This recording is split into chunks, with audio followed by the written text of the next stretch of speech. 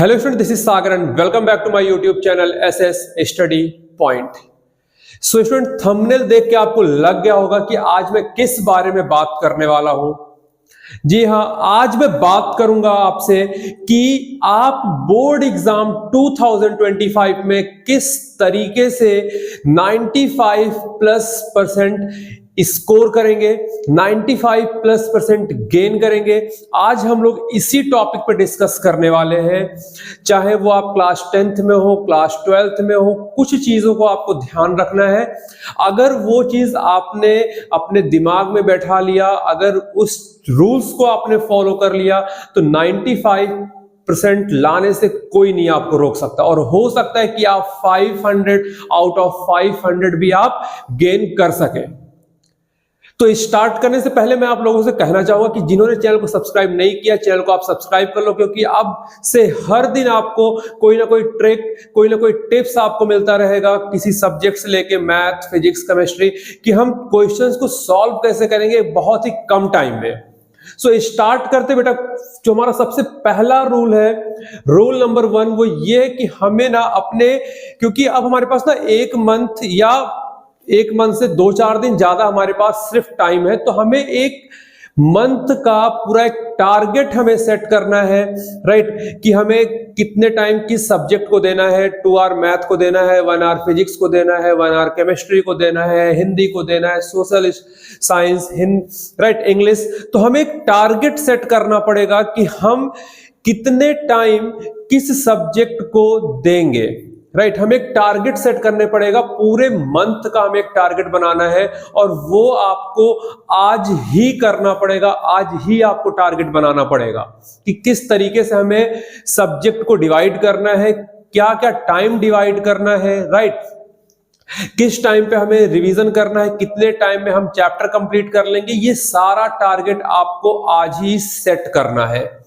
Second rule हमारे पास क्या है? सेकेंड रूल हमारे पास क्या बच्चे यहां पे? सोशल मीडिया से दूर, जो कि सबसे बड़ा डिस्ट्रैक्शन है। सोशल मीडिया पे एक सेपरेट वीडियो में लेके आऊंगा, राइट। फिलहाल अभी एग्जाम के पॉइंट ऑफ व्यू से अगर हम देखा जाए तो सोशल मीडिया सबसे बड़ा डिस्ट्रैक्शन है। रीजन क्या होता है कि अगर हमें कोई क्वेश्चन नहीं आ रहा है तो हम बुक में उसका आंसर सर्च करने के बजाय हम गूगल पे, यूट्यूब पे सर्च करना ज्यादा हमें इजी लगता है, राइट। और होता क्या है कि हमने एक क्वेश्चन सर्च किया और उस क्वेश्चन को सर्च करने के बाद फिर हम शॉर्ट्स, रील्स स्क्रॉल कर रहे होते हैं, घंटों खत्म हो जाते हैं, पता नहीं चलता। तो हमें सोशल मीडिया से दूर रहना है ताकि हमारा माइंड डिस्ट्रैक्ट ना हो। थर्ड रूल, सेल्फ स्टडी ज्यादा से ज्यादा करें। रीजन इज दैट कि ऑलमोस्ट स्कूल्स में, कोचिंग्स में ऑलमोस्ट सिलेबस कंप्लीट हो चुका होगा, रिवीजन भी हो चुका होगा, सैंपल पेपर भी आपने सॉल्व कर लिया होगा या कहीं पे चल रहा होगा, ये सारा प्रोसेस रनिंग में होगा, राइट। तो आपको सेल्फ स्टडी ज्यादा से ज्यादा करना है। अगर आपने सिलेबस अपना कंप्लीट कर लिया है, राइट, तो रिवीजन के लिए सेल्फ स्टडी बहुत जरूरी है। जब तक आप सेल्फ स्टडी नहीं करेंगे तब तक आपको चीजें समझ में नहीं आएंगी, क्वेश्चंस आपको समझ में नहीं आएगा।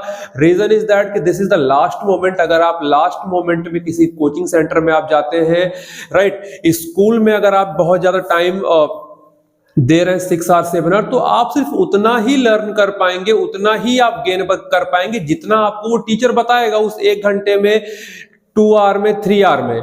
लेकिन जब आप सेल्फ स्टडी करेंगे तो आप ज्यादा क्वेश्चन कर पाएंगे। आपको डाउट आता है तो आप टीचर से अपने कांटेक्ट करें, वो टीचर आपको आपके डाउट को क्लियर करेगा, राइट। लेकिन आपको सेल्फ स्टडी बहुत जरूरी है। सेल्फ स्टडी आपको करना ही करना है और ज्यादा से ज्यादा सेल्फ स्टडी करना है अब जो टाइम है। नेक्स्ट रूल क्या है बेटा? नेक्स्ट रूल क्या है कि आपको 6 to 7 आवर अब आपको स्टडी करना है। 6 to 7 आवर आपको स्टडी करना है, राइट। अगर आप 6 to 7 आवर स्टडी नहीं कर रहे हैं तो आप अपने सिलेबस को आप कंप्लीट नहीं कर पाएंगे 1 मंथ के अंदर। और आपके पास सिर्फ 1 महीना है और 1 महीने का ही आपको टारगेट सेट करना है। उसके हिसाब से आपको डेली 6 to 7 आवर आपको पढ़ाई करना ही करना पड़ेगा, राइट।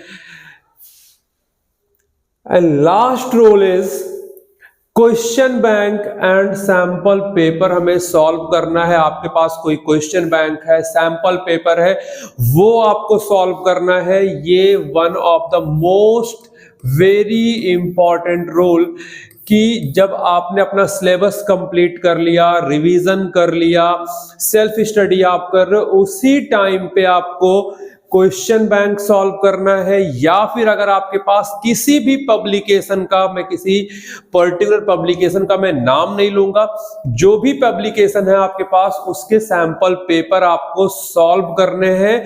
बिकॉज जब आप सैंपल पेपर सॉल्व करते हैं बच्चे, तो आपको क्वेश्चन का पैटर्न पता चलता है कि किस तरीके से क्वेश्चन हमसे पूछा जा सकता है बोर्ड एग्जाम में, उसका स्टेटमेंट क्या हो सकता है, राइट।